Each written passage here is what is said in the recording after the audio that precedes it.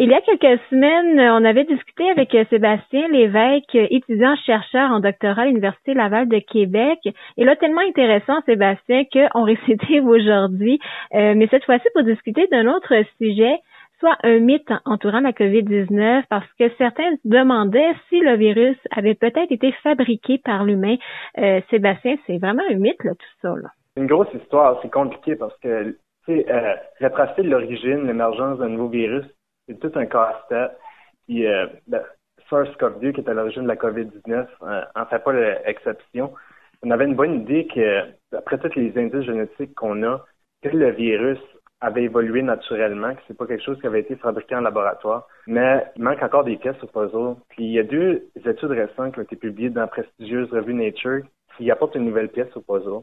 Donc, c'est quelque chose de super intéressant à discuter ce matin, je pense. Ça a commencé comment, finalement, tout ça? Pour bien comprendre ça, je pense qu'il faut commencer avec la base. Tu sais, quand on imagine l'image classique du virus, on voit le virus qui est en gris avec des pics rouges au-dessus.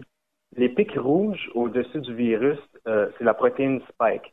La protéine spike est en forme de couronne, d'où le nom coronavirus. C'est une protéine qui est vraiment essentielle pour le virus. Elle agit comme clé dans une serrure.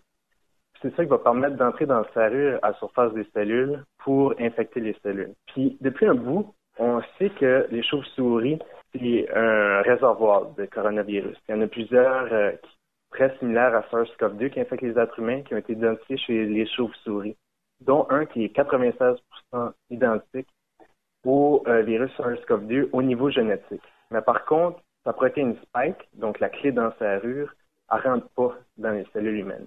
Et ça, c'est une pièce du casse-tête qui manquait, qu'on se demandait vraiment d'où venait la protéine spike. Donc ça, c'est là que les 2 nouvelles études arrivent. Donc les coronavirus qui ressemblent le plus au virus SARS-CoV-2 proviennent de la chauve-souris. Mais là, pour analyser les nouveaux virus, habituellement, il faut faire ce qu'on appelle du séquençage. Donc, on va identifier, caractériser les séquences génétiques du virus. Un coronavirus, habituellement, c'est 30 000 lettres. Des lettres AGCU, puis l'ordre des 30 000 lettres AGCU va nous donner beaucoup d'informations sur les coronavirus.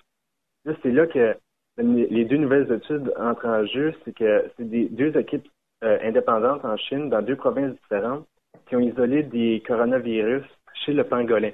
Le pangolin, c'est un mammifère, ça vaut la peine d'aller googler ça pour voir à quoi ça ressemble, mais c'est un mammifère insectivore qui est originaire d'Afrique et d'Asie du Sud-Est, qui n'est pas naturellement présent en Chine, mais malheureusement, c'est un mammifère en voie d'extinction qui est trafiqué illégalement. C'est un des mammifères les plus trafiqués illégalement au monde. Donc, ils se sont retrouvés avec des pangolins en Chine, puis les chercheurs ont été isolés des coronavirus chez des pangolins qui étaient malades dans des centres de secours et de protection des animaux. Puis, quand ils ont séquencé le matériel génétique des virus, des coronavirus, des pangolins, ils se sont rendus compte que même si le virus en général était plus différent, la protéine spike était quasi identique à la protéine spike de SARS-CoV-2 qui infecte les êtres humains. Donc ça, c'est une pièce du puzzle qui manquait. Qu'est-ce qui s'est passé après? Est-ce que le virus a passé de la chauve-souris au pangolin, ensuite du pangolin à l'être humain? Ça, c'est très compliqué, c'est très complexe. On ne sait pas exactement c'est quoi le scénario, qu'est-ce qui s'est passé. Il y a plusieurs recherches. Il y a peut-être aussi d'autres coronavirus qui sont encore plus rapprochés à SARS-CoV-2 qui infectent les êtres humains, très présents chez d'autres mammifères qu'on n'a pas encore identifiés. Donc, il manque plusieurs pièces au puzzle pour bien comprendre. Mais qu'est-ce qui est rassurant ici, c'est qu'on sait que toutes les séquences génétiques à l'origine du virus SARS-CoV-2 sont présentes dans la nature. Donc, il ne semble pas être quelque chose qui est synthétique, qui a été développé par des bioterroristes, par exemple. Donc ça, c'est rassurant. On sait que c'est une crise terrible pour l'humanité, mais au moins, on est tous ensemble pour le passer à travers. Là. Les prochaines étapes côté développement de recherche de ce virus-là, ce sera quoi selon toi? Je ne sais pas exactement qu'est-ce qu'ils vont faire parce que dans le fond, les pangolins, ils étaient malades. C'est pour ça qu'ils ont été capables d'isoler des coronavirus. Mais là, peut-être qu'il y a des coronavirus qui sont présents chez des mammifères qui sont asymptomatiques. Donc, les prochaines étapes logiques, ce serait vraiment d'aller isoler d'autres coronavirus chez d'autres mammifères pour aller voir et continuer à isoler d'autres coronavirus aussi chez les pangolins pour aller voir, aller identifier des coronavirus qui sont vraiment, vraiment rapprochés du SARS-CoV-2 qui nous infecte les êtres humains. Comme ça, on pourrait être vraiment certain que le coronavirus, à l'origine de la pandémie COVID-19, provient de la nature, que c'est pas quelque chose qui a été fabriqué en laboratoire. D'après moi, ce serait ça les prochaines recherches à faire. Sébastien Lévesque, étudiant-chercheur en doctorat à l'Université Laval de Québec, merci beaucoup de toutes ces informations-là aujourd'hui.